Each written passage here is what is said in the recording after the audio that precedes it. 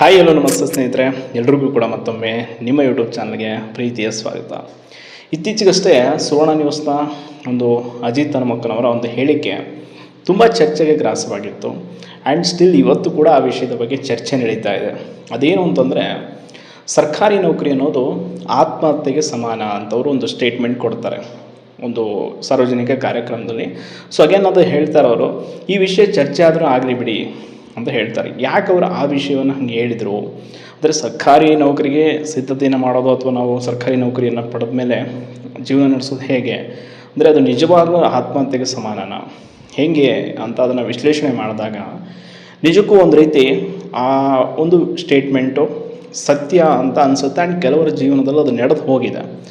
ಇವತ್ತಿಗೂ ನೀವೇನಾದರೂ ಧಾರವಾಡದ ಸಪ್ತಾಪುರ ಬಾವಿ ಅಲ್ಲಿರುವಂಥ ಪಿ ಜಿಗಳು, ರೂಮು, ಲೈಬ್ರರಿಗೆ ಹೋದರೆ ಒಂದು 5ರಿಂದ 10 ವರ್ಷದಿಂದ ಓದ್ತಾ ಇರೋವಂಥವ್ರು ಕೂಡ ನಿಮಗೆ ಸಿಗ್ತಾರೆ. ಹಳೆ ದೆಹಲಿಯ ಮುಖರ್ಜಿ ನಗರಕ್ಕೆ ಹೋದರೆ ಅಲ್ಲೂ ಕೂಡ 10-15 ವರ್ಷದಿಂದ ಪ್ರಿಪ್ರೇಷನ್ ಮಾಡ್ತಾ ಇರೋರು ಸಿಗ್ತಾರೆ. ಸೊ ಹಂಗಂತ ಅವ್ರು ಏನು ಮಾಡ್ತಾ ಇದ್ದಾರೆ, ಆ 10 ವರ್ಷ ಅವ್ರ ಜೀವನದಲ್ಲಿ ಹೆಂಗೆ ಕಳೆದೋಯ್ತು ಅಂತಂದರೆ, ಸದ್ಯ ನಮ್ಮ ಸ್ಟೇಟಲ್ಲಿ ಆಗ್ತಾ ಇರೋ ಪರಿಸ್ಥಿತಿಯನ್ನು ನೀವು ನೋಡ್ತಾ ಇದ್ದೀರ. ಒಂದೊಂದು ನೋಟಿಫಿಕೇಷನ್ ಆಗೋದಕ್ಕೆ 7ರಿಂದ 8 ವರ್ಷ ತೆಗೆದುಕೊಳ್ಳುತ್ತೆ. ಆಮೇಲೆ ಅದು ಫಲಿತಾಂಶ ಬಿಟ್ಟು ಆಯ್ಕೆ ಪಟ್ಟಿ ಹೊರಬಷ್ಟರಲ್ಲಿ ಮತ್ತೆ ಯಾರೋ ಕೋರ್ಟ್ಗೆ ಹೋಗಿ ಇನ್ನೇನೋ ಕೇಸಾಗಿ ಮತ್ತಷ್ಟು ವರ್ಷ. ಒಂದೊಂದು ನೋಟಿಫಿಕೇಷನ್ಗಳು 10 ವರ್ಷ ಆದರೆ ಅಭ್ಯರ್ಥಿಗಳು ತಮ್ಮ 21 ವರ್ಷಕ್ಕೆ ಪದವಿ ಮುಗಿಸಿ ಅಥವಾ ಕಾಂಪಿಟೇಟಿವ್ ಫೀಲ್ಡಿಗೆ ಬಂದರೆ ಅಪ್ ಟು 32 ವರ್ಷ ಆಗಿರುತ್ತೆ ಒಂದು ಹುದ್ದೆ ಪಡೆಯೋಕ್ಕೆ. ಆ ಹುದ್ದೆ ಪಡೆದಾದ ಮೇಲೆ ಆತ ಜೀವನವನ್ನು ನಡೆಸ್ಕೊಂಡು ಹೋಗಿ ತನ್ನ ಬದುಕನ್ನು ರೂಪಿಸ್ಕೊಳ್ಳೋದು. ಇವತ್ತಂತೂ ನಾನು ನಿಜ ಹೇಳ್ತೀನಿ, ಹಾನೆಸ್ಟ್ಲಿ ಸರ್ಕಾರಿ ನೌಕರಿನೇ ಎಷ್ಟೋ ಜನರ ಮದುವೆ ಕನಸನ್ನು ಮುರಿದು ಹಾಕಿಬಿಟ್ಟಿದೆ. ಸ್ಟಿಲ್ ಇವತ್ತಿಗೂ ಹೆಣ್ಣು ಕೊಡ್ತಾ ಇಲ್ಲ. ತುಂಬ ಜನ ಆಸ್ತಿ ಎಷ್ಟೋ ಇರ್ಬೋದು, ಆತ ನೋಡೋಕೆ ಸುಂದರವಾಗಿರ್ಬೋದು, ಟ್ಯಾಲೆಂಟ್ ಇರ್ಬೋದು, ಪ್ರೈವೇಟ್ ಖಾಸಗಿ 10 ಲಕ್ಷ ದುಡಿಯೋರಿದ್ದಾರೆ ತಿಂಗಳಿಗೆ. ಬಟ್ ಅವ್ರಿಗೂ ಇನ್ನು ಮುಂದೆ ನೋಡ್ತಾರೆ, ಗೌರ್ಮೆಂಟ್ ಜಾಬ್ ಇದೆಯಾ ಅಂತ ಕೇಳ್ತಾರೆ. ಏನು ಮಾಡ್ತೀರಾ? ಸರ್ಕಾರಿ ಹುದ್ದೆಗಿರುವಂಥ ಡಿಮ್ಯಾಂಡ್ ಇವತ್ತು ಹಂಗೆ ಆಗಿದೆ. ಸೊ ಆ ಡಿಮ್ಯಾಂಡ್ ಏನು ಮಾಡಿದೆ, ಎಲ್ಲರನ್ನೂ ಕೂಡ ಸರ್ಕಾರಿ ಹುದ್ದೆಯ ಒಂದು ಆಕರ್ಷಣೆಗೆ ಬೀಳಿಸಿಬಿಟ್ಟಿದೆ. ಅದೊಂಥರ ಹೆಂಗೆ ಅಂತಂದರೆ, ಈಗ ನಶೆ ಆಗಂಗೆ ಆಗಿದೆ. ಯಾರು ಕೂಡ ಅದನ್ನು ವಾಸ್ತವ ಸತ್ಯವನ್ನು ಹೇಳಿದ್ರೆ ಒಪ್ಕೊಳ್ಳೋಕೆ ರೆಡಿ ಇರಲ್ಲ. ಬಿಕಾಸ್ ನೋಡಿ, ಇದೇ ಹೇಳಿಕೆಗೆ ತುಂಬ ಜನ ಹಂಗಂತ ಅವರು ಸಾಚ ಬರೀ ನೀವು ಸುದ್ದಿವಾಹಿನಿ ಕೆಲಸ ಮಾಡೋದು ಶ್ರೇಷ್ಠ, ಇನ್ನೇನೋ ಶ್ರೇಷ್ಠ ಅಂತಲ್ಲ. ಅವ್ರು ಹೇಳಿರುವಂಥ ಸ್ಟೇಟ್ಮೆಂಟಲ್ಲಿ ಪೂರ್ತಿ ವಿಷಯ ಏನು ಅಂತಂದರೆ, ಇವತ್ತು ಜಗತ್ತಿನಲ್ಲಿ ಟಾಪ್ ಮೋಸ್ಟ್ ಬಿಲಿಯನಿಯರ್ಸ್ ನಮ್ಮ ದೇಶದವರಿದ್ದಾರೆ. ಎಲಾನ್ ಮಸ್ಕ್ ಅವರೆಲ್ಲ ಯಾವ ಯೂನಿವರ್ಸಿಟಿಯ ಟಾಪರ್, ಯಾವ ಒಂದು ಸರ್ಕಾರಿ ಹುದ್ದೆ ಇಲ್ಲಿದ್ದವರು ಏನೂ ಇಲ್ಲ. ಅಂದರೆ ನಮ್ಮ ದೇಶದಲ್ಲಿ ಮಾತ್ರ ಇದೊಂದು ವಿಪರೀತ ಟ್ರೆಂಡಾಗಿ ಬೆಳೀತಿದೆಯೇ ಹೊರತು ಬೇರೆ ಬೇರೆ ದೇಶಗಳಲ್ಲಿ ಈ ವಿಚಾರದ ಬಗ್ಗೆ ಅಷ್ಟೊಂದು ಇಂಟ್ರೆಸ್ಟ್ ಇಲ್ಲ. ಬಿಕಾಸ್ ಜನರು ಟೆಕ್ನಾಲಜಿ, ಈಗಿನ AI ಸಾಫ್ಟ್ವೇರ್ ಇಂಜಿನಿಯರ್ಸ್ಗಳಿಗೆ ಇಡೀ ಜಗತ್ತಿನಲ್ಲಿ ಅತ್ಯಂತ ಹೆಚ್ಚು ಸ್ಯಾಲ್ರಿಯನ್ನು ಪಡೆಯೋರು ಅವರೇ, AI ಸಾಫ್ಟ್ವೇರ್ಸ್. ಅದನ್ನು ಬಿಟ್ಟರೆ ಬೇರೆ ಯಾರಿಗೂ ಅಷ್ಟು ಸ್ಯಾಲ್ರಿ ಇಲ್ಲ ಇವತ್ತು, ಡಾಕ್ಟರ್ಸ್ಗಿಲ್ಲ, ಇಂಜಿನಿಯರ್ಸ್ಗಿಲ್ಲ. ಬಿಕಾಸ್ ಅಷ್ಟು ವ್ಯಾಪಿಸ್ತಾ ಇದೆ ದಿನ ದಿನ ಆರ್ಟಿಫಿಷಿಯಲ್ ಇಂಟೆಲಿಜೆನ್ಸ್.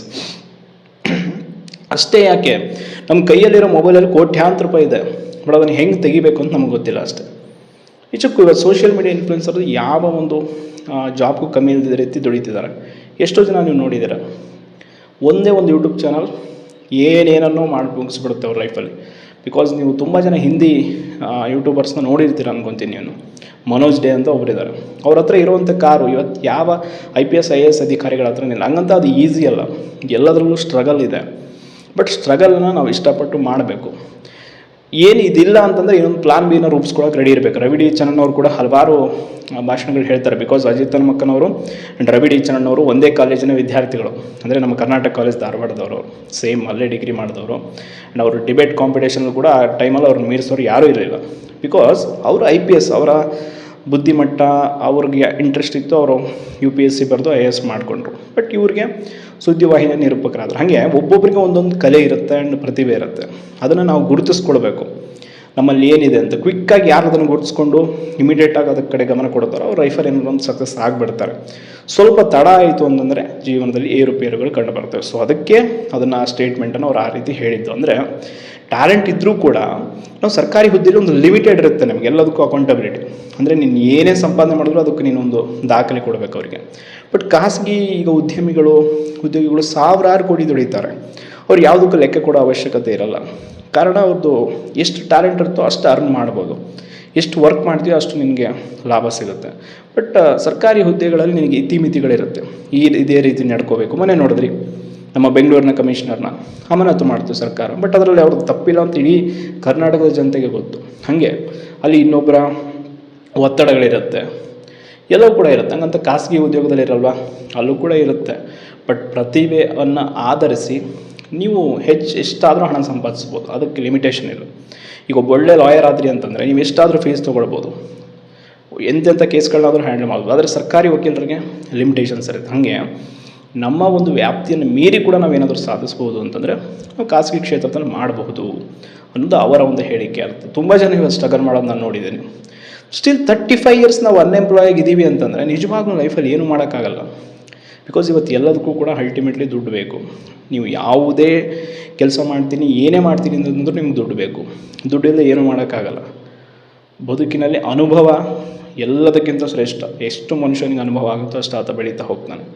ಸೊ ಅದಕ್ಕೆ ಅನುಭವಸ್ಥರು ಅವ್ರಿಗಾಗಿರೋ ಅನುಭವದಲ್ಲಿ ಒಂದಿಷ್ಟು ಮಾತುಗಳನ್ನ ಹೇಳ್ತಾರೆ. ಆ್ಯಂಡ್ ಇನ್ನೊಂದಿಷ್ಟು ಜನ UPSCಗೆ ತಯಾರಿ ಮಾಡೋರು UPSC ಆಗಿಲ್ಲ ಅಂತಂದ ತಕ್ಷಣ ಇಮಿಡಿಯೇಟಾಗಿ ಕೆಲವರು ಪ್ಲಾನ್ ಮೇನ ಏನೋ ಒಂದು ರೂಪಿಸ್ಕೊಂಡು ಏನೋ ಸಕ್ಸಸ್ ಆಗಿಬಿಡ್ತಾರೆ. ನೀವು 12th ಫೇಲ್ ಮೂವಿಲಿ ಗೌರಿ ಭಯ್ಯ ನೋಡಿದ್ದೀರ. ಇವತ್ತು ಅವ್ರ ಕೆಫೆ ಡೆಲ್ಲಿಲೇ ಫೇಮಸ್ಸು. ಬಟ್ ಅವರು ತಮ್ಮ ಪ್ರಯತ್ನ ಮಾಡಿದ್ರು. ಅದಿಲ್ಲ ಅಂದಾಗ ನೆಕ್ಸ್ಟ್ ಅವ್ರ ಪ್ಲಾನ್ ಬಿ ಏನಿದೆ, ಅವ್ರ ಟ್ಯಾಲೆಂಟ್ ಏನಿದೆ, ಇನ್ನೊಂದು ನಮ್ಮಲ್ಲಿರೋ ಪ್ರತಿಭೆಯನ್ನು ಸರಿಯಾಗಿ ಬಳಸ್ಕೊಳ್ಳೋದು ಕೂಡ ತುಂಬ ಮುಖ್ಯ.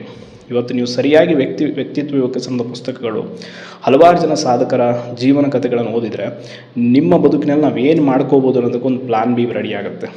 ಅದನ್ನು ನೀವು ಮಾಡಬೇಕು. ಕೆಲವರು ಪ್ಲಾನ್ ಬಿನೂ ಕೂಡ ಇನ್ನೊಬ್ಬರ ಹತ್ರ ಕೇಳ್ತಾರೆ ನಾವು ಏನು ಮಾಡೋಣ ಅಂತ. ನಿಮ್ಮ ಪ್ಲಾನ್ ಬಿ ನಿಮಗೆ ಗೊತ್ತಿರ್ಬೇಕಷ್ಟೆ. ಸೊ ಅದಕ್ಕೆ ಈ ಸ್ಟೇಟ್ಮೆಂಟದು ಒಂದು ವಿಷಯ ಇತ್ತು. ಇದ್ರ ಬಗ್ಗೆ ನನ್ನ ಅನಿಸಿಕೆ ಕೂಡ ಹೇಳೋಣ ಅಂತ ಹೇಳಿದೆ. ಧನ್ಯವಾದಗಳು.